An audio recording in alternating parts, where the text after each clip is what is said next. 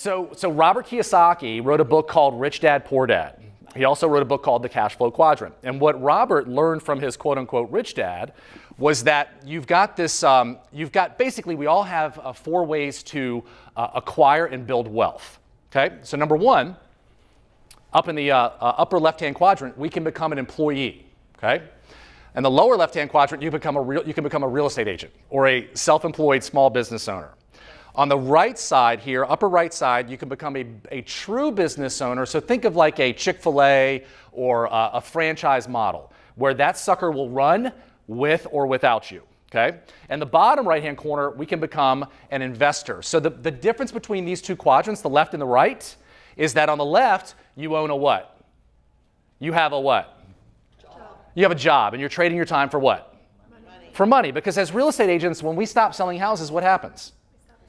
We become unemployed. In fact, every time we close on a house, we become unemployed and we have to go do it all over again. And the interesting thing about this industry, and what I realized in 2015, is I was stuck right here. I could not get off of that transaction treadmill. And after going on vacation, year after year after year, and this thing, this weapon of mass distraction, just blowing up when I'm with my kids on the beach, and I'm like, girls, I'm so sorry, Daddy's got to go. I got to go. I drove back from the beach to go show houses one time, from this beach all the way back to Richmond, right? Hitting the ceiling is inevitable. We're all gonna hit a ceiling. So we're gonna show you how to get past that. You can only run your business on one operating system. I'm gonna make the argument today that this is the operating system that will take your business to wherever you want it to go.